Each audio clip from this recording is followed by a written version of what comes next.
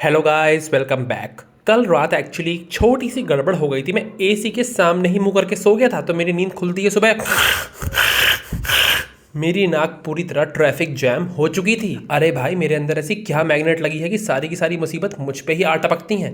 इस बात का जवाब इस जन्म में मिलना तो मुश्किल ही लगता है। भाई, मुझसे भी ज़्यादा कटा था पंडित का क्योंकि रात में उसने कपड़े धो के डाले थे और उसके बाद जो तूफान आया है, उसकी एक चड्डी कहाँ उड़ गई, एक मोजा कहाँ उड़ गया, एक शर्ट कहाँ उड़ गई, कुछ नहीं पता है। और उसकी एक शर्ट तो हमको पड़ोस में मिली है जो पहले व्हाइट हुआ करती थी, लेकिन अब वो बिल्कुल गोबर में सन के ब्राउन हो चुकी है। अरे चलो छोड़ो ये सब बातें, इससे पहले मेरी नाक पूरी तरीके से जाम हो जाती। मैं तो भाई बनाने आ गया था अपनी चाय, और चाय लेकर मैं अंदर आया तो भाई भैया तो अपने गेम में लगे हुए थे। मैंने कहा आप गेम ही खेल लो, एक काम करो, चाय वाय पीने की कोई जरूरत नहीं है। तो भैया ने कहा ए पंटर, तू जरा मत बोल, कहीं जरा बोलेगा तो तेरी नाक टपक जाएगी।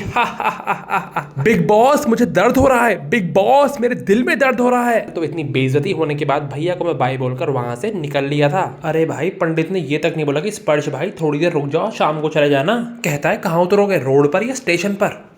बताओ भाई साहब, इसे ही जरा जल्दी हो रही थी। मजाक कर रहा हूँ भाई, एक्चुअली कुछ नहीं होता ऐसा। मेरे को घर से फोन आ गया था, इसलिए मेरे को जल्दी निकलना पड़ा। अरे भाई, बहुत देर तक मैं खड़ा रहा। पहले तो ऑटो वाला ही नहीं मिला, फिर एक ऑटो वाला मिला तो उसने इतनी जनता भर ली अंदर। मैंने कहा कैसे भैया, पूरी बारात लेकर चलेगा कि यहाँ से? तो बस जैसे तैसे गिरते पड़ते पहुंचा हुआ मेट्रो स्टेशन तक, और मेट्रो में घुसते ही जो एसी की हवा लगी, हाँ बिल्कुल भाई, मजा ही आ गया था। लेकिन भाई ये खुशी भी कुछ ही पलों तक टिकी, क्योंकि उसके बाद जो इतनी जनता घुसी है भैया, मुझे तो ऐसा लग रहा था आधा मिनट गाजियाबाद ही जा रहा है आज। और भाई फाइनली मैं घर पहुंचा तो दादू ने गेट खोला और कहते हैं यस क्या काम है?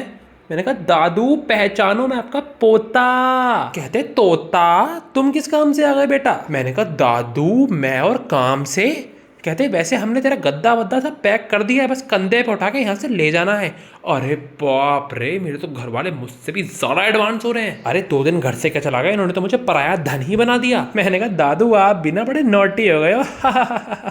और भाई उस टाइम मेरे को जो भूख लग रही थी वो तो बिल्कुल अंत लेवल की ही थी। बस फिर क्या था, फ्रिज में रखे थे दाल चावल, मैंने उठाए, गरम करे और प्लेट में डालकर पेल दिए।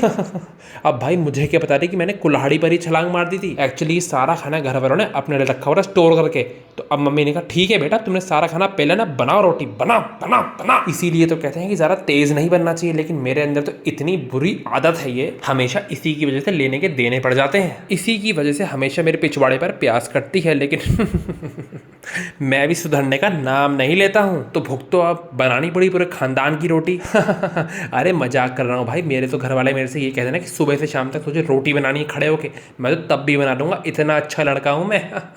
अरे भगवान जी, जोकिंग कर रहा हूँ, इस बात को सच मत कर देना, कहीं सच में ही मेरा कट जाए।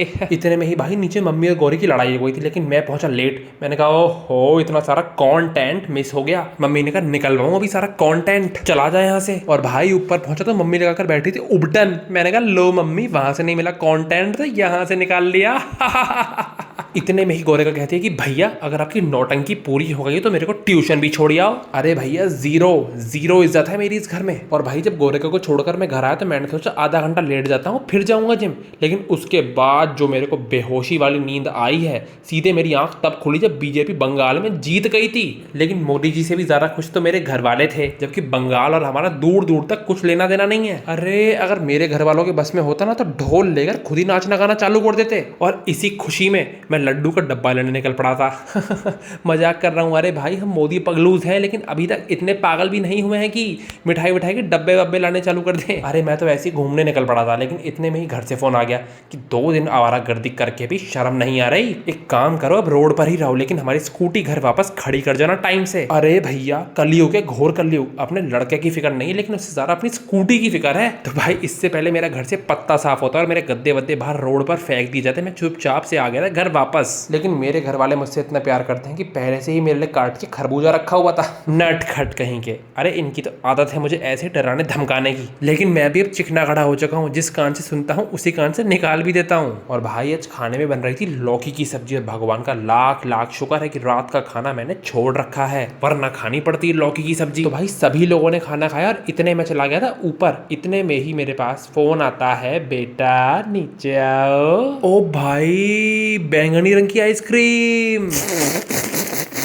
मुंह में पानी ही आ गया। लेकिन फालतू का ज्ञान देने की तो मुझे बहुत आदत है, तो मैंने गौरिका से कहा कि लेडियों को आइसक्रीम वगैरह खानी ही नहीं चाहिए।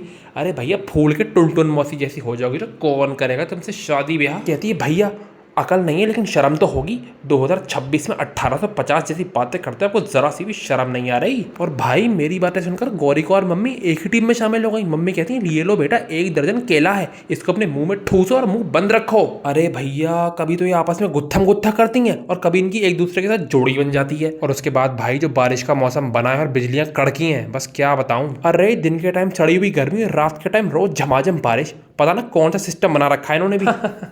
चलो छोड़ो ये सब। उसके बाद पूरे के पूरे खानदान ने एक साथ बैठकर किया है ब्रश। एक्चुअली अब गरीब लोगों को ना पता हो तो बता दूं, हम अमीर लोगों में यही स्टाइल होता है, एक साथ ब्रश करते हैं और फिर आपस में धक्का मुक्की करते हैं कि कौन सिंक में पहले थूकेगा।